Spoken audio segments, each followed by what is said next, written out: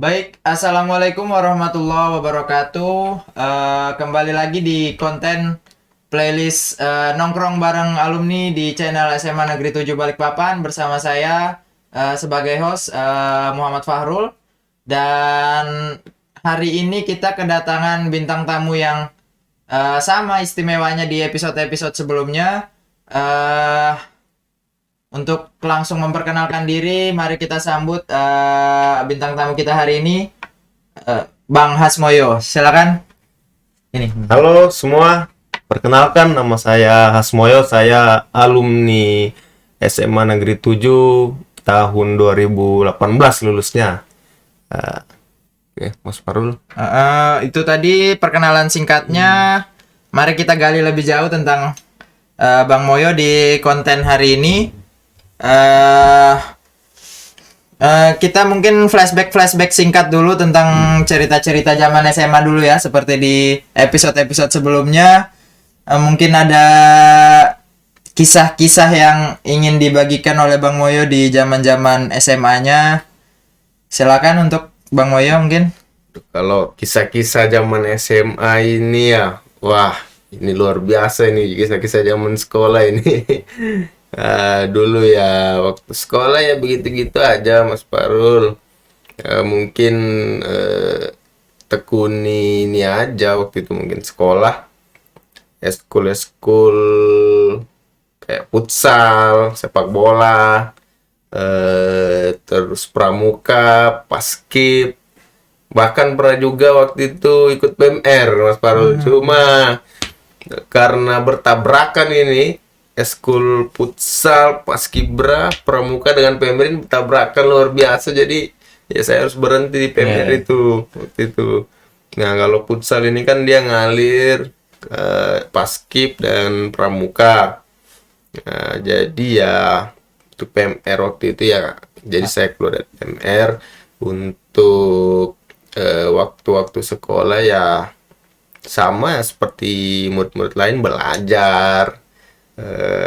Ya mungkin ada cinlok lah ya, zaman-zaman SMA.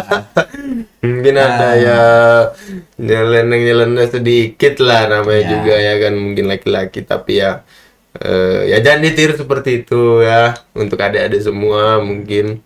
Berarti Bang Moyo ini zaman SMA-nya kurang lebih sama kisah yang saya ceritakan tentang saya di episode 1 ya. Berarti juga aktif tidak hanya di satu kegiatan ekstrakurikuler ya, juga merangkap juga ya. Ya betul sekali Mas Farul. Nah, tapi yang dari 4 itu yang paling berkesan dan ibaratnya paling meninggalkan kenangan yang kuat tuh dari ekskul yang mana tuh, yang kira-kira sempat membawa prestasi buat sekolah dan lain-lain? Kalau yang berkesan itu ya mungkin semua eskul itu berkesan yang saya tekuni Mas Farul. Cuma yang mungkin lebih menonjolnya pada saat itu eskul futsal dan pramuka Mas Farul waktu itu. Waktu itu kan juga futsal sering ikut event-event antar sekolah. Waktu itu juga pernah sampai Samarinda. Waktu itu cuma ya mungkin belum rezekinya juara ya, mungkin dalam kota aja mungkin juara. Waktu itu sering mungkin juara. Waktu hari Senin kan sering dipanggil maju ke depan, itu sering sekali. Berarti dari dua itu ya, futsal sama pramuka yang paling ibaratnya sering lebih terlibat di dua itu ya, yang paling aktif ya. Ya betul sekali Mas Farul. Kita juga kayaknya pernah yang mendekati UN, bahkan masih futsal itu masih ikut event. Jadi sudah sebulan 2 bulan mau UN masih sekali. Event di kemarin lapangan global itu ya. Global itu. Soalnya saya itu demi support teman-teman saya kabur dari sekolah. Terus support untuk minum dan lain-lain, karena waktu itu teman-teman benar-benar sempat beberapa event itu bukan tidak dapat dukungan dari sekolah ya, tapi karena bertabrakan dengan jadwal sekolah, jadi sekolah kurang bisa untuk mendampingi dan lain-lain. Jadi saya inisiatif waktu itu ya, bantu sebisa saya, belikan minuman dan lain-lain. Alhamdulillah kayaknya juara waktu itu ya, dapat juara 2 kalau nggak salah. 2 waktu itu ya, dapat top skor juga kan si Rahul kalau nggak salah. Pemain terbaik juga waktu itu si junior. Kalau nggak salah itu si junior itu. Mungkin sekolah waktu itu kurang ini karena kita kebanyakan kelas 3 Mas baru disuruh fokus UN harus waktu fokus itu ya. ujian karena ujian nasional terakhir itu di angkatan kami. Setelah itu dibawa kan sekarang nilai raport aja yang perhitungkan, sudah nggak ada ujian nasional lagi. Nah, mungkin kita masuk ke pertanyaan selanjutnya. Mungkin kalau sekarang ini kesibukannya apa ini? Kalau Bang Moyo ini. Kalau kesibukan saya ini ya Mas Parul ya bekerja aja mungkin ini kesehariannya bekerja terus mungkin ya ndak lupa olahraga tapi kadang juga tidak olahraga karena pekerjaan sampai malam kadang. Nah, itu kadang pekerjaannya apa tuh? Soalnya kita belum disebutkan di awal tadi di perkenalan. Aduh, iya. Ya, Aduh, harus dibuka ini agak sedikit rahasia sifatnya soalnya pekerjaannya. Maaf ini tadi di awal tidak berkenalan. Untuk pekerjaan saya Mas Parul ini mungkin nggak percaya ini, mungkin adik-adik yang menonton nih. Pekerjaan saya seorang polisi. Kebetulan saya di polisi di bagian Satreskrim. Makanya saya memakai baju biasa, gondrong. Satuan Reserse Kriminal Ya, ya. betul sekali. Sekarang di kantornya di Balikpapan atau di daerah mana? Kalau kantor saya sekarang dinas di Kecamatan Tanah Grogot, tepatnya di Kabupaten Tanah Pasir Grogot, ya, di seberang itu Mas Pak. Cukup jauh juga ya, Oh, lumayan. Jauh sekali Mas. 3 jam kita ya. perjalanan. Perjalanan lewat dari Balikpapan ya. Dari Balikpapan 3 jam. Nah, itu cukup menarik juga untuk digali tuh. Gimana proses dan juga apa halangan, rintangan yang kira-kira Bang Moyo harus lewati sebelum sampai di posisi sekarang ini. Sekarang kalau nggak salah kemarin pangkatnya udah sebentar lagi di Bribtu ya. Insya Allah ya Januari nanti ya. insya Baru Allah. selesai ya kemarin Iya. prosesnya. Kemarin itu awal mulanya itu saya tidak ada niatan untuk menjadi seorang polisi itu Mas Farul awalnya itu karena saya pengennya kuliah, setelah kuliah lanjut bekerja. Cuma ya karena om saya seorang brimob. Iya. Om saya seorang brimob, jadi memberitahu orang tua saya, bapak saya, dimasukin polisi aja ini. Karena fisik dan lain-lain mendukung ya. Iya, karena mungkin kan tinggi ya kan. Iya. Waktu dilihat sama om saya tinggi, disuruh masuk polisi aja. Dulu sempat menolak waktu itu, tapi karena orang tua yang meminta, ya udah saya ini aja. Jadi persiapan dari kelas 1 SMA itu belum terlalu kelihatan untuk persiapannya, masih biasa lari-lari. Kelas 2 sudah mulai itu om saya yang gembleng sekali waktu itu untuk lari, berenang, belajar semua itu. Sampai kelas 3 pemantapan sampai dengan hari pendaftaran itu Mas Farul. Masih digembleng sama om saya waktu itu. Mungkin waktu itu saya juga termotivasi karena buka-buka Google kan, karena yang saya tahu itu polisi cuma lalu lintas pada saat itu. Polisi lalu lintas yang paling sering ditemui ya. Paling sering ditemui karena juga waktu itu lalu lintas pernah hilang saya waktu SMA. Jadi itu aja yang saya tahu itu. Hanya lalu lintas sama brimob, itu aja yang saya tahu waktu itu. Wah, polisi ini cuma lalu lintas sama brimob saja waktu itu. Jadi saya pas kelas 3 saya mulai pendaftaran, saya buka-buka ini polisi. Wah, keren juga, banyak, ada Intel, ada Reskrim, Samapta dan lain-lain kan banyak. Nah, disitulah mulai termotivasi, saya lihat, wah, keren juga nih. Apa salahnya juga kan ngikutin orang tua. Mungkin orang tua mendukung ya kan, mendoakan. Benar. Dan alhamdulillah pada waktu itu saya mengikuti tes, alhamdulillah sampai sekarang menjadi anggota polisi. Berarti dari mulai lulus sampai saat ini udah berapa tahun berarti di kesatuan itu? Sudah hampir 4 tahun itu Mas Baru. 4 tahun ya. Hampir 4 tahun. Berarti di tahun pertama itu pendidikan dulu ya, di tahun setahun apa berapa? Pendidikan 7 bulan. 7 bulan ya, kurang lebih ya. Pendidikan 7 bulan. Nah, ini cukup menarik juga.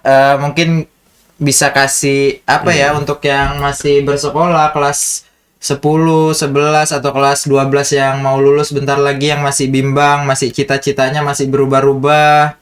Mungkin ada tips, trik ataupun juga sedikit motivasi untuk yang masih bersekolah saat ini.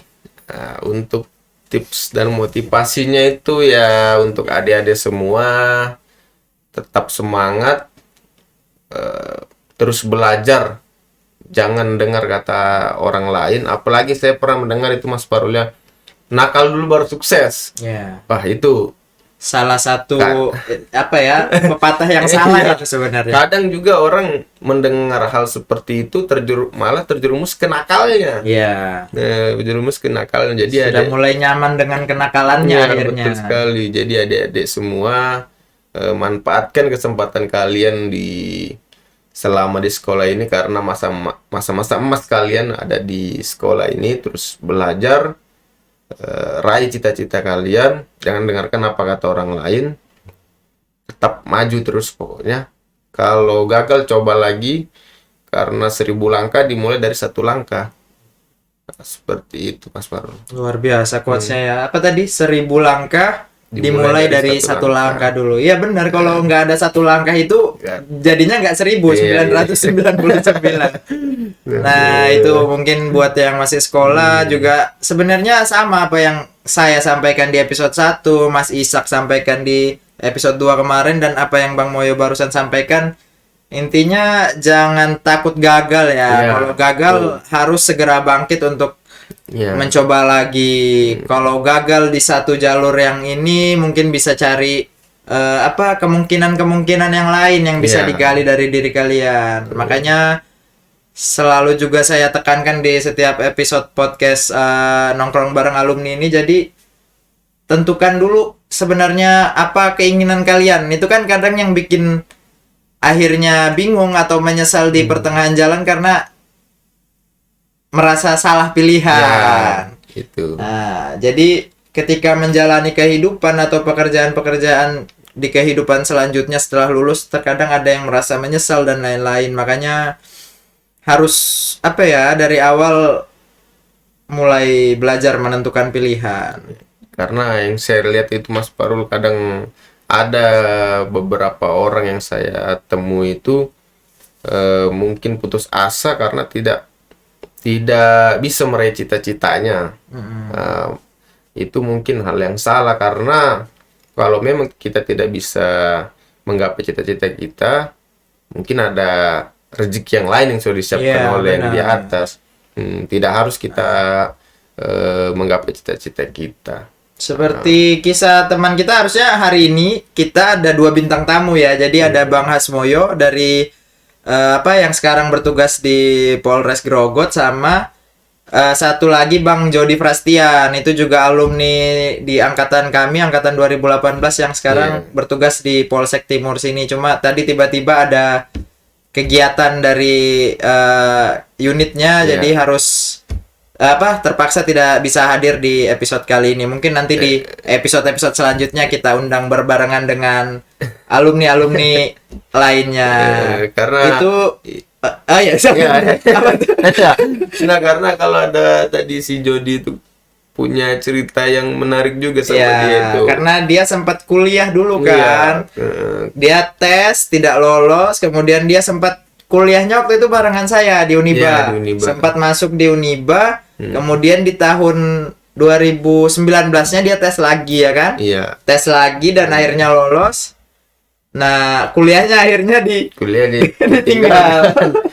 Harus dia menentukan pilihan. Itu kadang, makanya seperti yang Bang Moya bilang tadi, jangan takut gagal. Coba gali kemungkinan-kemungkinan yang lain. Karena dulu sama Jody saya itu ini Mas Farul, di meja kan saya duduk bersebelahan sama Jody ini. Jadi kami dulu kalau pelajaran komputer itu kami ngeprint foto-foto polisi, jadi kami tempel di meja kami waktu itu. Biar buat sebuah motivasi ya. Itu zaman-zaman masih SMA berarti. Iya, zaman-zaman SMA. Oh, sekelas berarti. Satu kelas. Satu kelas. Berenang bareng juga sama Mas Jody. Oh, persiapannya Iya. bareng ya. Ya, lari bareng kadang sama Jody itu. Berarti tesnya sebenarnya berbarengan ya, cuma mungkin di tahun 2018 itu belum rezekinya Bang Jody ya. Iya, berbarengan pada saat itu. Cuma karena belum rezekinya beliau, ya mungkin saya yang harus mendahului, setelah itu beliau. Ya. Itu tadi juga salah satu contoh untuk tidak takut gagal dan tidak menyerah begitu saja.